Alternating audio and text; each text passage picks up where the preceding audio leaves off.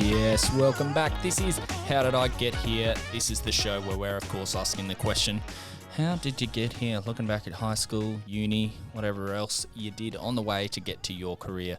We've got a very special guest today. It is one half of the electronic music duo SLUMBERJACK. Fletcher Ehlers joins me today. Let's have a chat to Fletcher.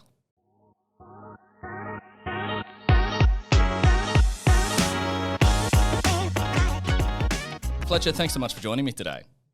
Thank you so much for having me. So you're born in Perth, but you actually do spend some time growing up in Vietnam. How old were you when that all kind of happens?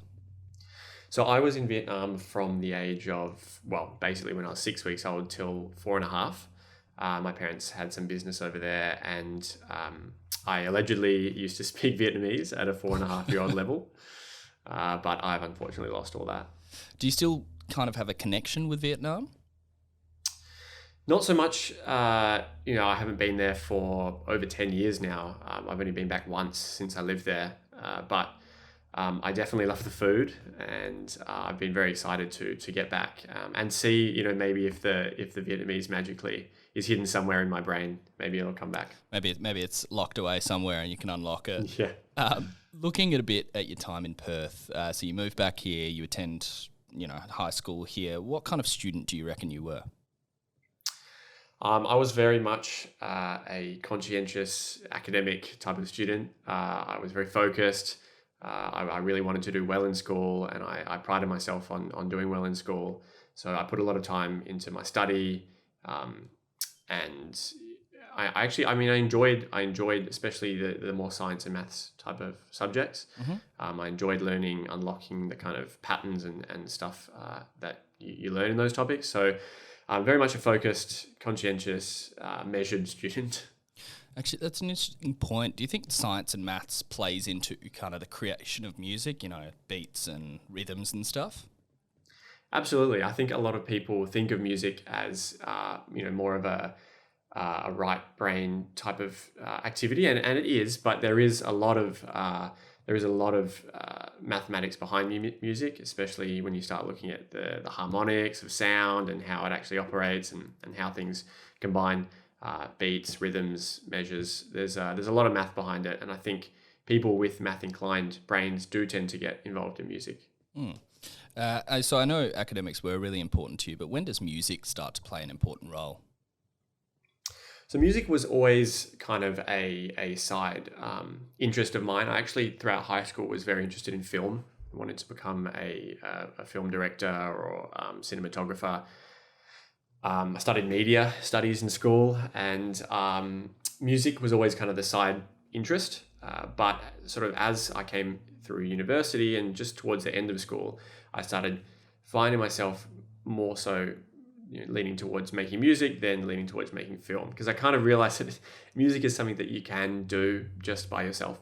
Whereas I was sort of, once I was past being, like a 15-year-old and making home movies, I sort of started to realize I needed to have a bit more of a team to be able to make a full-fledged product in film. But with music, it was something that I could just do myself from home on my computer. What was like your first piece of music equipment or production equipment? I remember, I was into DJing. Yeah. First, that's kind of a common entry point for a lot of musicians. So I had a bunch of different DJ equipment, but I think that the first serious purchase I made was a pair of proper monitors, so speakers to listen back to the sound. And I just remember bringing them home from the store, having them on my desk, and just kind of comparing what I used to make music on versus these new ones that I'd bought, and just realizing that there was so much more sound there that wasn't coming through on the older speakers, and that kind of unlocked something for me. And I was like, wow, now I feel like a pro.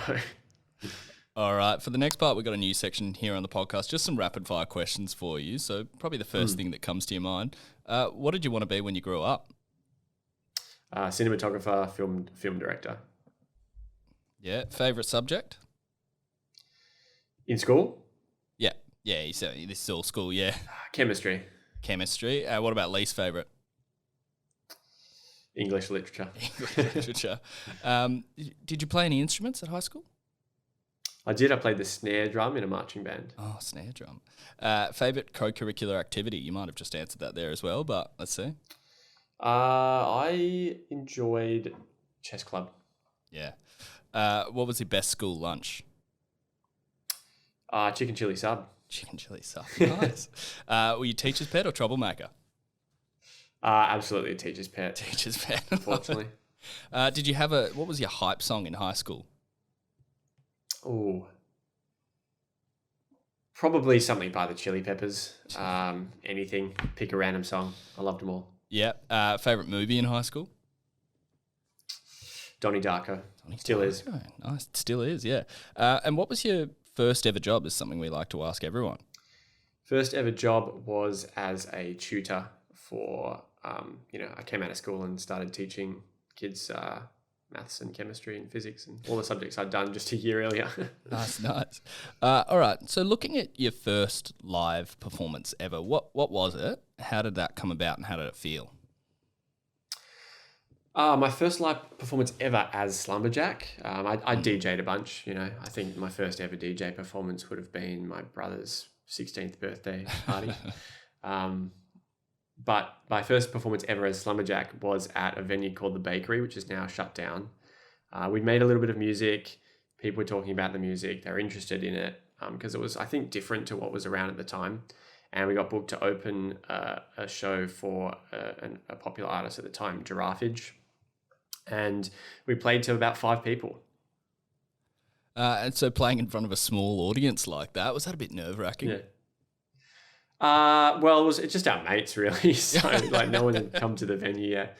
And, I think we always kind of have this rule that no matter how big or small the crowd, we could be playing to 10,000 people, we could be playing to 10 people. We always put on the best show, and pretend like it's a packed venue.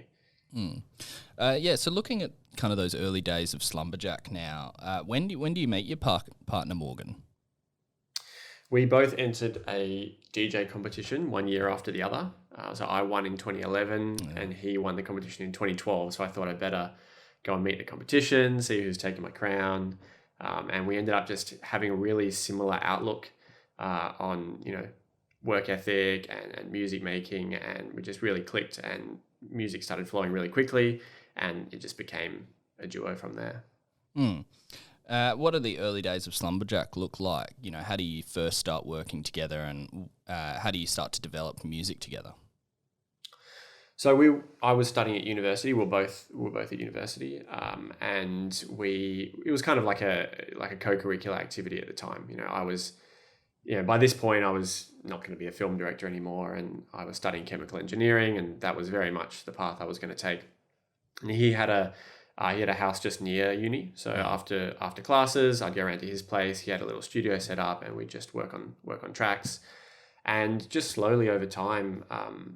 It started to pick up a little bit more interest. We actually moved in together and lived together ended up living together for 4 or 5 years. But it just, about 2015, we kind of realized that this was pretty serious and we had to make a decision between university or music. And I took the gamble on music and seems to have paid off. Yeah, that was actually my kind of next question. So you're at uni doing that science degree at the same time that you're really starting to develop as an artist. How did you balance those two early on? What was the challenges of that? I get asked this a fair bit, and I think it was a very gradual process. So I was doing full-time uni, making music after class, a couple of hours a week. Then eventually things started picking up. I switched down to part-time uni so I could really focus on the music. And I got to say, doing part-time uni and music at the same time, it was very difficult to focus on university. Yeah. My grades absolutely dropped. I sort of started touring. And the real turning point was as part of my degree, I had to do a summer internship at a company, and I got offered a 3-month program.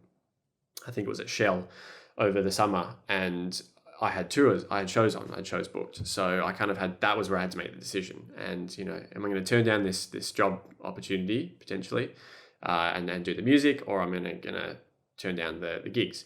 And I picked music. And from there I thought, well, if I'm not going to do my VAC work, I'm not going to finish uni. So it's time to go full time on the music. Is there a moment where you think, okay, I can be a full-time a musician, you know, where it clicks, where this looks like a career to me? Yeah, it was basically when it was making enough money for me to be able to fully survive on it. Right. Yeah. You know, I certainly didn't, chase the dream and just kind of throw everything in the one bucket from the start and hope to make it. I had uni going on the side all the way up until I was able to sort of sustain myself off just music. So as you're kind of developing that career, you get the opportunity to work with a few big names in the music industry, especially in the kind of electronic industry. I've got a list here: Alice in Wonderland, Shock One, Vera Blue, What So Not, just to name a couple. First of all, who were you most excited to have the opportunity to work with? Oh, I mean, everyone's such a different. I think Alice in Wonderland was an amazing one very early on in our career. We met at Stereosonic, and I think we were very lucky that a lot of these big artists kind of were interested by our music just because it was kind of weird, I guess. So that I think that got us an audience with a lot of artists, and people paid a bit more attention to it. So that was very lucky. Alison was great to work with. Obviously, Vera Blue is a great friend, and she's kind of exploded over the last few years and done incredible stuff. Yeah, everyone's a different experience, and at the end of the day, they're all just great people, and we love working with all of them, and happy to call all of them our friends as well. Well, looking at kind of those collaborations generally, how important is collaboration when it comes to music, do you think? I think it's huge. I mean, Morgan and myself are always collaborating, just between ourselves within Slumberjack. So to bring a third party in, maybe you would say it's not necessary. It's already a collaboration, but it brings some fresh life, some fresh ideas, new techniques, new outlooks, and really creates interesting combinations. I mean, my whole view is that music is just about combining already existing things in interesting ways. So the more interesting ways you can do that, the better. Yeah, so not recently, over your whole career, you've been recognised, with an AIR Award nomination. You've won a WA Music Award, Triple J Unearthed Award is in there, National Live Music Award nomination. What does recognition feel like? Is awards important to you, or is it more about the fans? I mean, the awards are nice. They're an official stamp, I suppose. But to me, we always just want to make sure that we're doing the best show possible for our fans, and making sure that we're making the best music that we can. If I don't think I made the best song I can, I could win a million awards and it wouldn't mean anything, because I know that I didn't do the best job that I could. So it's about 10 years since you met Morgan and formed Slumberjack. That's a fair whack of time. Is there any reflections or tips you might have for aspiring musos? Ooh, I mean, it's a very different landscape now than it was 10 years ago. You've got Spotify. We came up in the era of SoundCloud, which is an online platform for music, and it was very grassroots feeling. You could kind of post a song up on there and people would be able to find it. And now it's a lot busier. But my advice is always, and has always been, join local communities, music communities. So that's how we came up. We started with a local West Australian music label, collaborated with West Australian artists, and then from there started to gain that national recognition and then international recognition. Just working with communities at the scale that your career is at. You mentioned there that, the music industry has changed over the past decade. Do you think what challenges are musicians facing these days, especially young up-and-coming musicians? I mean, with the globalization of the music scene, you're suddenly not fighting, but you're up against a much bigger pool of artists. When it was, Spotify gives you access to literally every single song in the world. So you've got to perform against those records, and your music has to stand up against those records, as opposed to, back in the day, it was kind of more of a local community type of feel.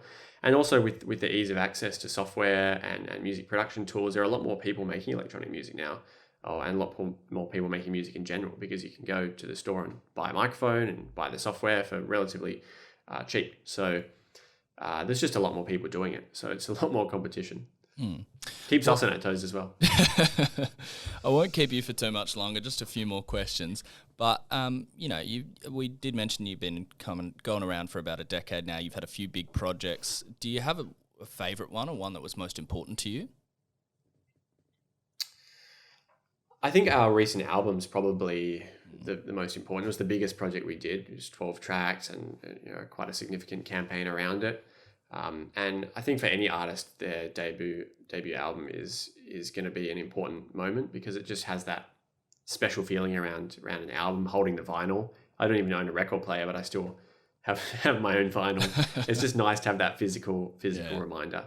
I think also the one of the previous projects, the Sarawak EP, where we went and visited Morgan's hometown in Malaysia, and recorded sounds there, and took trips out into the surrounding areas to kind of explore where he came from, and for me to learn about where he came from and build some music around that was also really exciting and enjoyable. We'll ask you our final couple questions now, but before we do, what's next for Slumberjack? Well, we're actually working on a ton of new music. This next project we have coming out is kind of getting back to the dance roots, focused fully just on heavy dance music for the club or for the festival, not really sing-alongs or anything like that, which we're excited about because it's where we came from. It's really invigorating to be working on this type of music, but using that knowledge that we now have to make it extra exciting.